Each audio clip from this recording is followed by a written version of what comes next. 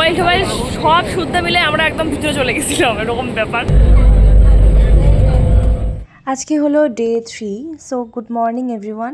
আমরা সকাল সকাল একদম ঘুম থেকে উঠে পুরো ফ্রেশ হয়ে ব্যাগপত্র নিয়ে আমরা আজকের মতন এই যে হোটেলটাকে ছেড়ে দিলাম। আজকের থেকে 2 দিন আমরা এই হোটেলে আসবো না, 3 দিনের দিন আবার ফিরে আসবো। আর আমরা এখন যাচ্ছি জাহাজের স্টেশনে, মানে যেখানে জাহাজ থামে, জাহাজ বন্দরে আর কি। তো সেখান থেকে আমরা জাহাজে করে এখন আমরা যাব হচ্ছে হ্যাভলকে। আমরা এখন বন্দরে চলেও এলাম। আর প্লেনে যেমন চেকিং হয়, টিকিট চেকিং হয় সমস্ত কিছু, সেরকম ব্যাগপত্র সমস্ত কিছুই এখানেও চেকিং হচ্ছে। আর দেখো বুনুর ঘুম পেয়ে গেছে, যেহেতু সকাল সকাল আমরা উঠেছি। আর এখানে আমরা এখন ওয়েটিং রুমে বসে আছি। এই জাহাজটায় করে আমরা এখন হ্যাভলকে যাব। নাউটিকা, জাহাজটার নাম হচ্ছে নাউটিকা। ওয়াও। জাহাজের ভেতরে আমরা আমাদের সিট নাম্বার দেখে যে যার মতন বসে পড়লাম। আর এখানে কিন্তু এন্টারটেনমেন্টের জন্য টিভি আছে, আর উপরে নাকি অনেক নাচ গানের ব্যবস্থা ছিল, যেটা আমি জানি না। আর এখানে এরকম জল দেখে তো আমার আরও সেই পেটগুলো নিয়ে মাথা ঘোরানো শুরু হয়ে গেল। চারিদিকে শুধু জল আর জল, কোথাও কোনো কিনারা খুঁজে পাচ্ছি না আমি। ভীষণই ভয় লাগছিল, একটা ভয় তো কাজ করবেই, সেটাই তো স্বাভাবিক, যেহেতু আমি এভাবে জাহাজে কোনোদিনও যাইনি। তো আমরা এখন সবাই মিলে এই যে বসে পড়েছি। আর জাহাজটা না অর্ধেকটা ফাঁকাই ছিল। আর আমরা যেহেতু খুব সকালে বেরিয়েছিলাম, আমাদের ব্রেকফাস্টটা সেই হোটেল থেকেই প্যাকিং করে দিয়েছিল আমাদের জাহাজে বসে খাওয়ার জন্য। তো বুনু আর বাবা এখানে খাচ্ছিল, আর আমি কিন্তু একদমই খেতে পাচ্ছিলাম না, কারণ আমার শরীরটা প্রচণ্ড খারাপ। বিশাল খারাপ অবস্থা, আমার জলফোবিয়া হয়ে গেছিল পুরো। আর এখানে অনেক কিছুই ছিল, জ্যাম পাউরুটি, ডিম কলা সবই ছিল। ওরা খাচ্ছিল আর আমি এখন চারিদিকটাই দেখছিলাম। চারিদিকে শুধু জল আর জল, কোনো কিনারা দেখা যাচ্ছে না। অবস্থা দেখো একবার। মালবাহী জাহাজ লোকও আছে, বারাটাং, ওইটার নাম হচ্ছে বারাটাং।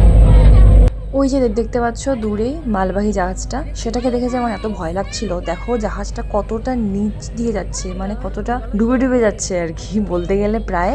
আর সেটা দেখে তো আমার আরো বেশি ভয় লাগছে, মনে হচ্ছিল আমাদেরটাও বোধহয় এরকম ভাবেই যাচ্ছে। তারপরে যাই হোক, দেখতে দেখতে আমরা আমাদের হ্যাভলক, আমাদের ডেস্টিনেশনে আমরা পৌঁছেও গেলাম। আমরা তো এখানে এসে তো প্রচন্ড, মানে আমি তো পুরো উল্টি করে দিয়েছিলাম আর কি জাহাজেই। তো কিছু করার নেই, শরীর যেহেতু খারাপ হয়েই গেছে। তারপরে আমরা আমাদের জায়গায় আসলাম, আর প্রচণ্ড রৌদ্রু, মানে দেখেই বুঝতে পারছো এত গরম লাগছিল। আর জায়গাটা কিন্তু ভীষণই সুন্দর, মানে খুব সুন্দর।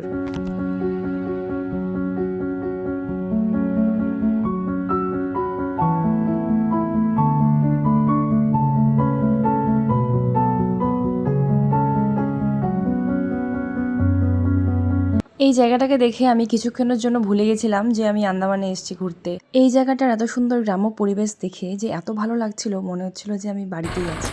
আমরা আমাদের হোটেলে এসে পৌঁছে গেলাম, এখানে হ্যাভলকে। এই যে আমাদের হোটেল, হোটেলটা দেখে মনে হচ্ছে ভালোই। এখন দেখি রুমগুলো কীরকম হয়। আর চারিদিকটা হচ্ছে দেখো কতটা সুন্দর।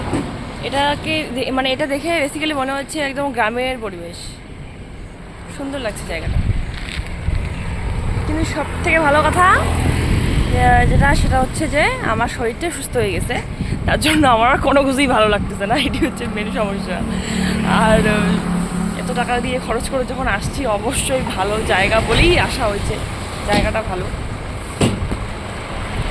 চলো দেখি রুমগুলো। বাবা এখানে রিসেপশনে কথা বলে নিচ্ছিল যে কটা রুম লাগবে, কেমন কেমন ব্যাপার। যতক্ষণ রুম আমরা দেখতে পাচ্ছি না, মানে রুমটা জাস্ট ক্লিয়ার করছে, তো ততক্ষণ ভাবলাম যে ওই যে একটা ডাবের দোকান দেখতে পাচ্ছি সামনেই, ভাবলাম যে চলো যেহেতু নারকেলের দেশে আসলাম, ডাবটাই খাই, শরীরটা ভালো থাকবে। আর খেতে তো অবভিয়াসলি কালকে একটা খেলাম, এত টেস্টি জলগুলো, চলো ডাব খাই। সত্যি কথা বলতে সমুদ্রের ধারে এসে কিছু খাও বা না খাও, ডাবটা কিন্তু অবশ্যই খাবে। কারণ আমি যেটা বুঝলাম এখানে এসে, ডাবের জলগুলো যে এত সুন্দর টেস্ট, এত মিষ্টি জলগুলো, বিশাল সুন্দর, বিশাল। তো আমি একটা নিয়ে তো আমার মন ভরেনি, আমি আর একটা বলছিলাম আর একটা কাটো, আমি আর একটাও নিয়ে যাব। কাকুটা এখানে আর একটা কাটছিল, আর দুটোই আমি খাবো এরকম একটা ব্যাপার আর কি। তো একটা তো আমি খাচ্ছিলাম, আর একটা বোধহয় বাবা, বুনু, মা 3জনই ভাগ করে খাবে। ওরা না খেলে আমি তো আছি। আর সত্যি কথা বলতে কি জানো তো, আমি এতটাই অসুস্থ হয়ে গেছিলাম যে ওখানে আমি রাস্তায় যেখানে আমি ডাব দেখতে পাচ্ছিলাম, সেখানেই আমি ডাবের জল কিনে খাচ্ছিলাম, এরকম একটা ব্যাপার। আর ডাবের জল খেয়েছি বলেই হয়তো বা আমি সুস্থ ছিলাম, ওই কয়েকটা দিন আমি সুস্থভাবে ঘুরতে পেরেছিলাম। আর জল ফোবিয়া তো আছেই, বললামই, আমি জলটাকে একদমই পছন্দ করতে পারি না। নৌকা জাহাজ যেটাই হোক না কেন, আমার উল্টি হবেই। এই হলো আমাদের রুম, এই যে এদিকে হয় না, এদিকে টিভি, এদিকে বিছানা। কিন্তু এটা কেমন ঘর?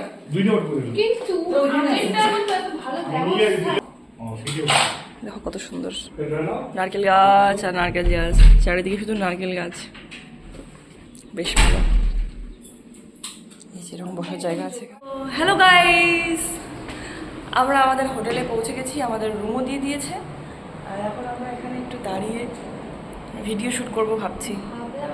मेरी चाहते हैं फिजा में बहेंगे, जिंदा रहे तो होके फना।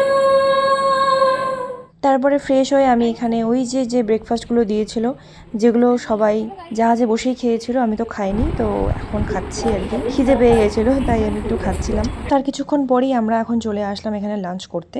এখানে সাদা ভাত, ডাল, ভেন্ডি ভাজা, পাঁপড়, ফুলকপির তরকারি আর মাছের তরকারি ছিল, আর স্যালাডও ছিল। বেশ ভালো ছিল, একদম ঘরোয়া মতন রান্না। আর মাছটা কিন্তু ছিল এখানে সামুদ্রিক মাছ। আমরা যতদিন ওখানে ছিলাম, যদি কোনো মাছের অর্ডার আমরা করতাম বা ওরা যদি কোনো মাছ দিত, তো আমরা সামুদ্রিক মাছটাকেই প্রেফার করতাম সবসময়। খাওয়া দাওয়া কমপ্লিট, বাবা মা এখনো খাচ্ছে, এরা যে সবাই এরা খাচ্ছে। চলো ওখানে গিয়ে আমরা স্নান করবো। যাচ্ছি, অনেক আইটেম আছে, সেগুলো আমরা দেখবো, স্নান করবো। চলো আমরা এখন রুম লক করে আমরা এখন সবাই মিলে যাচ্ছি স্বরাজ দ্বীপ। আমরা বেরিয়ে বললাম, হ্যাঁ এরকম ড্রেসেই আমরা বেরোচ্ছি, কারণ গিয়ে আমাদের সমুদ্রে নামতে হবে, নেমে স্নান করতে হবে, তারপরে আমরা ড্রেস চেঞ্জ করে নেবো পরে। চলো চলো আমি সিঁড়ি দিয়ে যাই, তোমরা লিফট দিয়ে আসো।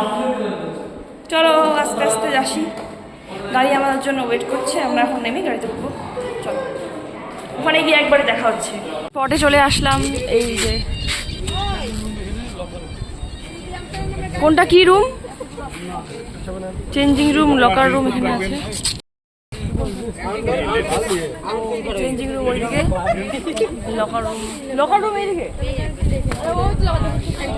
Locker room. আমরা এখন চলে আসলাম হ্যাভলকের স্বরাজদ্বীপের সি বিচে। চলে আসলাম আমরা সেই সি বিচে। পেছনে কিন্তু প্রচুর বসার জায়গা আছে আর অনেকগুলো গাছপালা আছে, আর এখানে কিন্তু ম্যানগ্রোভ অরণ্যও আছে।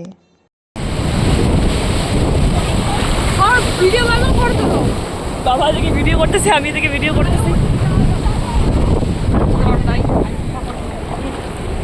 সবাই ফটো তুলছে। দেখো অবস্থা, সমুদ্রের পাথর। আর একটা ঝিনুক পেলাম ছোট, যাই হোক আরো হয়তো পাবো অনেক কিছুই, আরো আমাদের সাহসী। দেখো অবস্থা। এবার আমার জীবনে এমন একটা ঘটনা ঘটবে যেটার জন্য আমি একদমই প্রস্তুত ছিলাম না।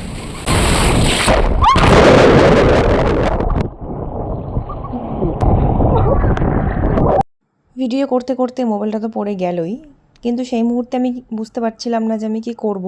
মোবাইলের যে এত বড় ক্ষতি হয়ে যাবে সেটা আমি বুঝতে পারিনি। বুনু আমাকে সঙ্গে সঙ্গে ছুটে এসে হাত ধরে তুললো, বাবাকে দিলাম মোবাইলটা ভিডিও করার জন্য। সেই মুহূর্তে তো ভিডিও ভালোই হচ্ছিল, কিন্তু একটু পরে তার কি অবস্থা হয় সেটা তোমরা নিজের চোখে দেখো। ওর না ওর, ওই উঠলে কেমনি যা সার।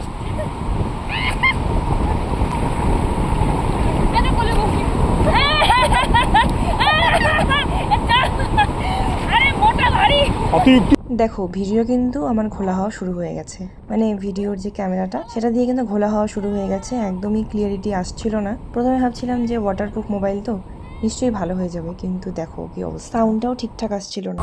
সমুদ্রে স্নান করে এসে এখানে ফ্রেশ হয়ে ডাব খেতে খেতে এখন এখানে বসবো, তারপরে বিচের সামনে গিয়ে বসবো, বিচের সাইডে গিয়ে। মোবাইলটা কেনার মাত্র হয়েছে 1 মাস, আর জানি না ভিডিওতে ক্যাপচার হয়েছে কি না। আমি যখন এখানে ভিডিও করছিলাম, মোবাইলটা পুরা মানে আমার সাথেই ও জলে ডুবে গেছে।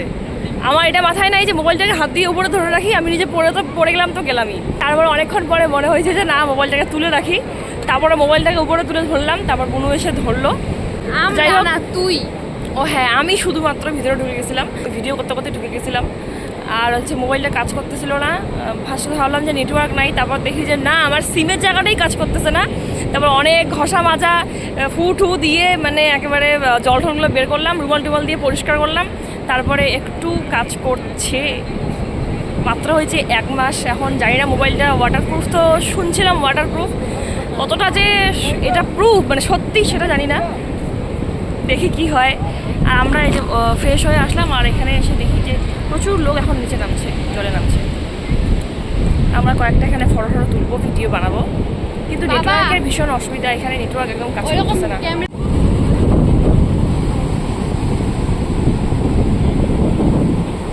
মোবাইলে জল ঢুকছে, জল ঢোকার পরে মোবাইলটা একদম খোলা হয়ে গেছে, অবস্থা ভীষণ খারাপ, মনটা খুব খারাপ লাগতেছে। কি যে হবে, কখন মোবাইল ঠিক করব জানি না, খারাপ লাগতেছে।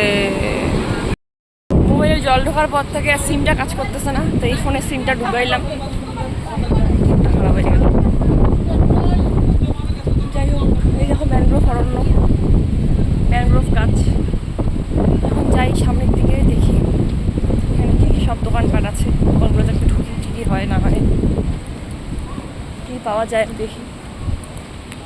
আমরা এখন এখান থেকে বেরিয়ে যাচ্ছি। দেখো এখানে প্রচুর গাছপালা, একদম গাছপালা দিয়ে ভর্তি। আর নারকেল গাছের তো কোনো কথাই নেই, অগুন্তি নারকেল গাছ। আর মোবাইলটা এরকম হওয়াতে না, সত্যি বলতে মনটা ভীষণই খারাপ লাগছিল। নতুন একটা মোবাইল এইভাবে ঘুরতে এসে জলে পড়ে গিয়ে যে এতটা খারাপ হবে, আমি মেনলি ঘুরতে আসার জন্যই মোবাইলটা কিনেছিলাম, যাতে ভিডিও ফটো সমস্ত কিছু ভালো আসে। কিন্তু দেখো এটা কি হয়ে গেল আমার সাথে। ওই জন্যই বলে বেশি নকশা মেরে সবসময় ভিডিও করো না। তারপরে যাই হোক, এখানে একটা ছোটো মোটো একটা বাজারও বসেছিল, ওই মোবাইলটা খারাপ হওয়াতে আর মনটা ইচ্ছে করলো না বাজার যেতে। তারপরে সন্ধ্যাবেলা আমরা আমাদের হোটেলে ফিরে আসলাম। এখানে এসে আমরা তারপরে একটু ফ্রেশ হয়ে নিলাম, আর তারপরে আমাদের সন্ধ্যের স্ন্যাক্সটা দিয়েছিল। তারপরে তো ডিনার করতে আমরা যাবই একটু পরে। এরপরে আর কোথাও যাব না, এখন টিফিন দিবে, টিফিন খেয়ে তারপরে ডিনার করে শুয়ে পড়ব। আবার কালকে এখান থেকে যাব হচ্ছে নীলে, এখান থেকে যাব হচ্ছে নীলে, মানে নীলদ্বীপ যে আছে, নীলদ্বীপে যাব কালকে। লিফটে উঠবো না বলে সিঁড়ি দিয়ে যাচ্ছি। নীলদ্বীপের ভিডিও আসবে কালকে পরের পার্টে, তো তোমরা সবাই একটু চ্যানেলকে সাবস্ক্রাইব করে দিও, ভালো লাগলে অবশ্যই। আমরা ডিনার করতে চলে আসলাম, আর রাত্রেবেলা সিম্পল একদম খাবার দাবার ছিল। এই হোটেলের স্টাফদের ব্যবহার কিন্তু ভীষণই ভালো, ভীষণ সুন্দর ব্যবহার ওদের। আমরা কিন্তু খাবার পরে এখানে এসে হোটেলের নিচে একটু হাঁটাহাঁটি করছিলাম, আর ওয়েদারটা কিন্তু ভীষণই ভালো লাগছিল। ডে 4 এর ভিডিও কিন্তু খুব তাড়াতাড়ি আসছে। আজকের মতন টাটা।